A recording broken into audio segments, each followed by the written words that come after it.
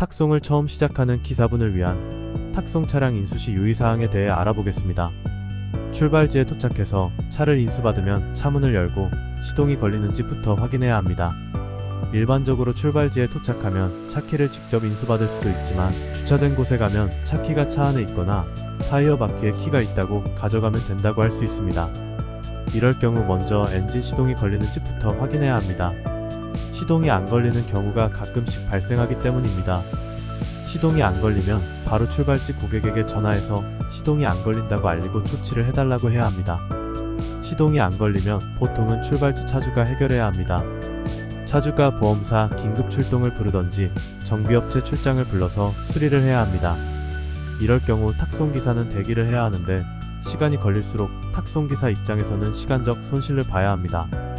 그래서 이런 상황일 때는 출발지 도착 시간을 체크해두고 수리가 끝나는 시간을 보고 대기 시간이 30분을 넘어가면 콜센터에 전화해서 출발지에서 시동이 안 걸려서 30분 넘게 대기하고 있는데 고객에게 대기요금을 이야기해 달라고 요청해야 합니다. 대기요금은 30분이 넘어가면 최소 5,000원, 1시간이면 만원 정도 추가하는 게 일반적인 원칙인데 이런 걸 무시하고 안 주는 경우도 가끔 있습니다. 30분 이내 수리가 끝나면 대기요금 청구는 하기 힘드니까 그냥 탁송을 진행해야 합니다. 차가 시동이 걸리면 계기판을 확인해야 합니다. 만약 계기판에 엔진 경고등이 표시되거나 주유 경고등이 뜨면 절대 바로 운행을 하면 안 됩니다. 엔진 경고등이 표시되어 있을 경우에는 출발지 고객에게 반드시 운행을 해도 되는지 물어봐야 합니다. 만약 그냥 운행해도 된다고 하면 운행을 해도 상관없지만 도착지 고객에게도 이 사실을 알리고 차를 인수해도 되는지 확인을 받아야 합니다. 만약 이렇게 확인을 하지 않고 그냥 운행을 해서 도착지에 차를 가져가거나 중간에서 차가 고장으로 멈춰버리면 도착지 고객이 탁송기사에게 클레임을 걸 수 있기 때문에 반드시 도착지 고객에게 운행 가능 여부 확인을 받아야 합니다. 이런 문제가 발생하면 탁송 요금을 못 받을 수도 있으니 조심해야 합니다. 그 외 다른 경고등이 뜰 경우에도 차주에게 알려서 조치나 확인을 받도록 해야 합니다. 주유 경고등에 불이 들어왔거나 운행해야 할 거리에 비해 주유 게이지가 낮게 표시되면 반드시 주유를 해야 합니다. 출발지 고객이 주유소에 가서 얼마쯤 주유를 해달라고 할 수도 있지만 도착지 고객에게 물어보라고 하거나 콜센터에 물어보라고 할 수도 있습니다. 이럴 경우 탁송기사는 누가 주유비를 부담하는지 알아내는 것이 중요합니다. 만약 오더화면 안에 주유비에 대해 설명이 되어 있으면 이렇게 물어볼 필요가 없습니다. 주유비를 누가 부담하는지 알았다면 그 고객과 주유비에 대해 이야기해야 합니다. 그리고 주유는 절대 탁송기사 마음대로 하면 안 됩니다. 반드시 주유비를 부담할 고객에게 물어보고 얼마를 넣어갈지를 물어봐야 합니다. 고객이 얼마를 주유해달라고 하면 그 다음에는 사업자 영수증을 해야 하는지도 물어봐야 합니다. 만약 오더화면 안에 사업자 영수증이라고 표시되어 있으면 이렇게 물어볼 필요가 없습니다. 표시가 안 되어 있을 경우에만 이렇게 물어보십시오. 고객이 영수증이 필요 없다고 하면 기사 본인 카드로 주유를 해도 되지만 영수증이 필요하다고 하면 주유소에서 현금으로 주유를 해야 하고 사업자 번호를 입력해서 사업자 지출 영수증을 출력해야 합니다.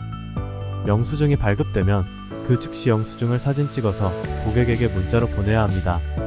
영수증 사진과 함께 유종과 얼마를 주유했는지 문자로 보내주십시오. 예를 들면 휘발유 3만원 주유했습니다. 또는 경유 5만원 주유했습니다. 이런 식으로 보내고 나면 주유비를 받을 수 있는 확실한 근거가 됩니다. 그리고 차량 외관을 점검해야 합니다. 외관을 점검할 때 제일 먼저 해야 할 일은 차를 제대로 점검할 수 있는 장소인지 확인하고 어두운 지하 주차장이나 비좁은 공간에 차가 주차되어 있다면 차량 전체를 제대로 볼 수 있는 가까운 곳으로 일단 옮긴 다음 점검을 시작하십시오. 차량 외관을 점검할 때 파손이나 손상 부위, 스크래치가 난 곳이 있으면 반드시 사진을 찍어서 보관해 두어야 합니다. 외관 점검 시 절대 빠뜨리지 말아야 할 것이 앞유리 돌방입니다. 초보 기사들이 이런 부분을 무시하고 그냥 운행하다가 나중에 억울하게 손해보는 일이 자주 벌어집니다. 앞유리 돌방이나 스크래치가 어느 정도 크게 나 있는 차량이면 발견하기 쉬워서 문제가 안 되지만 발견하기 힘든 작은 돌방이나 스크래치가 항상 문제입니다. 이런 돌방이나 스크래치를 발견하려면 상당한 주의를 요합니다.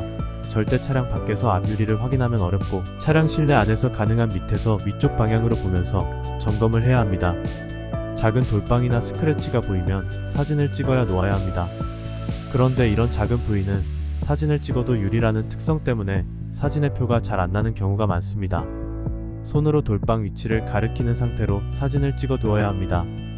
이런 식으로 사진을 보관하고 있으면 돌빵이나 스크래치가 차량에 원래부터 있었다는 증거가 되기 때문에 탁송기사에게 책임을 물을 수 없게 됩니다.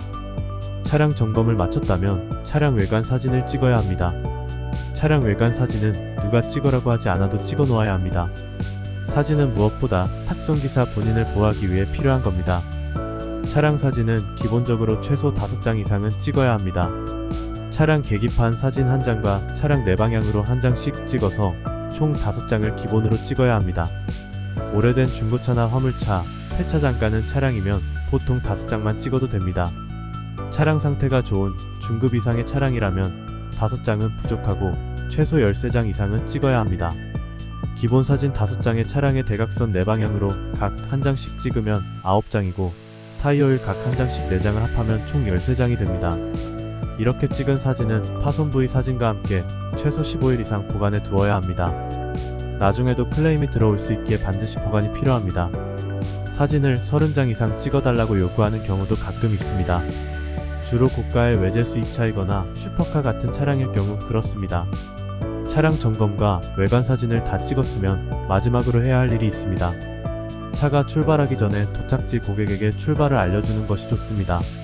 출발 보고는 계기판 사진과 차량 내방향 외관 사진을 포함한 5장을 도착지 고객에게 문자로 전송하고 출발 전 사진입니다 라는 메시지를 같이 보내주십시오.